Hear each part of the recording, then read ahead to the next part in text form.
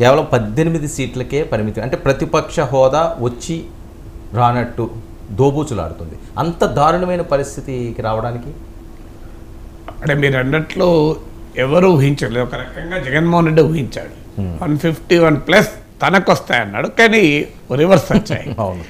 So హ్యూమరస్గా చెప్పుకోవాలి అంటే జగన్మోహన్ రెడ్డి ఊహించాడు కానీ రివర్స్లో జరిగింది అది.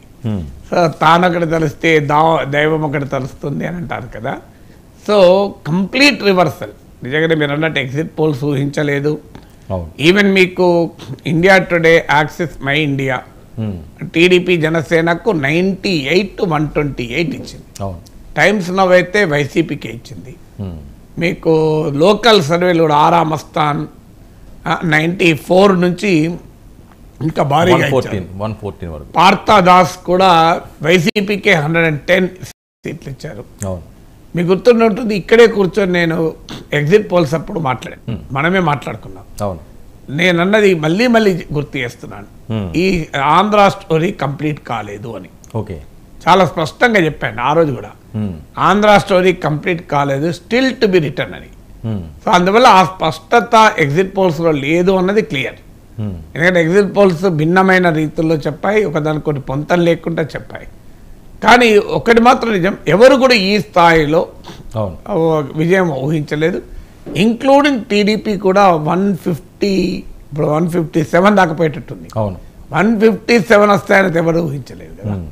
అసలు అసెంబ్లీ ఎన్నికలకు, పార్లమెంట్ ఎన్నికలకు కాస్త తేడా ఉంటుందా అని ఊహించారు, కానీ అది ఏదీ జరగలేదు. అందువల్ల మనకు ఫైనల్ ఓటింగ్ పర్సంటేజెస్ రావాలి, ఎంత ఓటింగ్ పర్సంటేజ్ డిఫరెన్స్ ఉన్నాయి. తర్వాత పోస్ట్ పోల్ స్టడీ రావాలి. మన ఈ పోస్ట్ పోల్ స్టడీస్ అన్నీ కూడా ఎవరు గెలుస్తారు, ఎవరు ఓడుతారు అని లెక్కలు తీస్తారు. అలా లెక్కలు తీయకుండా ఎవరు ఎందుకు ఓడిపోయారు, ఎవరు ఎందుకు గెలుస్తున్నారు, ఎటు ఓట్లు పడ్డాయన్నది స్టడీ చేయాలి. దీనికి ఇంకొక మనకు వారం 10 రోజులు అవుతుంది.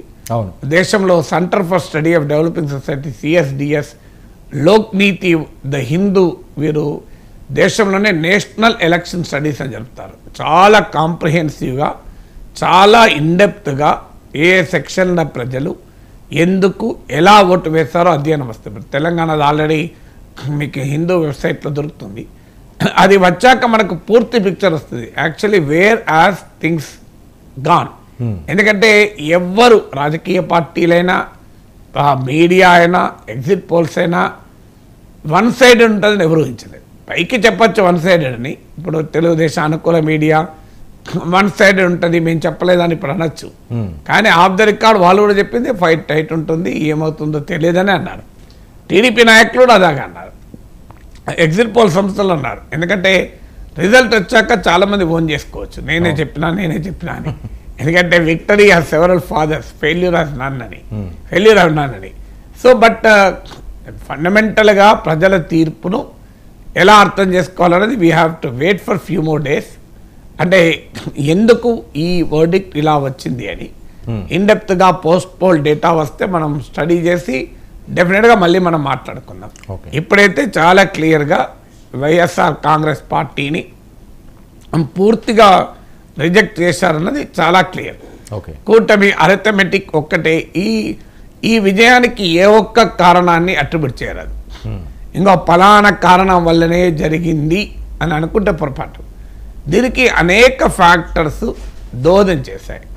అది టీడీపీ జనసేన అలయన్స్ ఒక దోహదం చేయొచ్చు, తర్వాత మీకు జగన్మోహన్ రెడ్డి స్వయంకృతాపరాధాలు దోహదం చేయొచ్చు. సో ఇలా సెవరల్ ఫ్యాక్టర్స్ దోహదం చేశాయి. బట్ ఈ Andhra Pradesh election verdict is a very big lesson for Indian politics.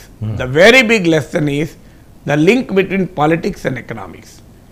మేము ఓట్ల కొరకు, రాజకీయాల కొరకు మేము ఇష్టం వచ్చినట్టుగా డబ్బు పంచుతాం, పథకాల పేరిట ఇష్టం వచ్చినప్పుడు 50,000కే పెన్షన్ ఇస్తాం. ఇప్పుడు ఆల్రెడీ 60 నుంచి 50 చేశారు, ఇది 30 కూడా చేస్తారు రేపు.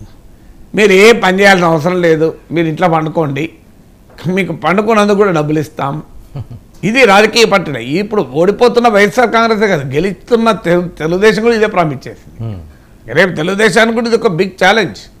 ఈ ఫైనాన్షియల్స్ ఇప్పుడు జగన్మోహన్ రెడ్డి పని అయిపోయింది, ఆయన టెన్షన్ అయిపోయింది, ఆయన హాయిగా ప్రతిపక్షంలో కూర్చుంటాడు, ఆయన వ్యాపారాలు చూసుకోవచ్చు, రాజకీయాలు చూసుకుంటూ ఉంటాడు. అసలు టెన్షన్ మొదలవుతుంది చంద్రబాబు నాయుడుకు.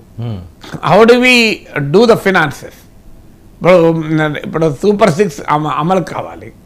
సూపర్ 6 అమలు కావాలంటే సంక్షేమ పథకాలు జగన్మోహన్ రెడ్డి టైంలో పెట్టిన బిల్లు కన్నా కనీసం ఒక 70,000 కోట్లు ఎక్కువ కావాలి. నా అంచనా 50,000 నుంచి 70,000 కోట్లు ఎక్కువ కావాలనుకుంటాను. సో ఎక్కడికి వెళ్ళేస్తారు అవన్నీ డబ్బులు? ఎందుకంటే ఇవన్నీ ఇప్పుడు ఉదాహరణకు మాతృవందనం అని పేరు అమ్మ దీవెన ఏదో మాతృవందనం, తల్లికి దీవెన. అదేంటి? ఒక్కరికి ఇస్తే జగన్మోహన్ రెడ్డి టీడీపీ ఇద్దరికి ఇస్తా అని చెప్పారు. పెన్షన్ వీళ్ళకన్నా ఒక 1000 రూపాయలు ఎక్కువ ఇస్తామన్నారు. సో మీకు ఎవ్రీథింగ్ ఇస్ ప్లస్ కదా. ఆర్టీసీ ఉచిత రవాణా మహిళలందరికీ ఇస్తామన్నారు. ప్రతి మహిళకు అకౌంట్లో డబ్బులు ఇస్తామన్నారు. నా గుర్తు 1,500 వేస్తామన్నారు కదా. సో సూపర్ 6లో అమలుగా ఆరోగ్యశ్రీ లిమిట్ పెంచడము, ఇవన్నీ కూడా భారీ ఫైనాన్షియల్ థింగ్తో ఆధారపడింది. అఫ్కోర్స్ డబుల్ ఇంజన్ సర్కార్ వచ్చింది, కేంద్ర ప్రభుత్వ సహకారంతో అమలు చేస్తామన్నాడు. చూడాలి కేంద్ర ప్రభుత్వం ఎందుకు సహకరిస్తుంది. కేంద్ర ప్రభుత్వానికి స్టేట్ గవర్నమెంట్ స్కీమ్స్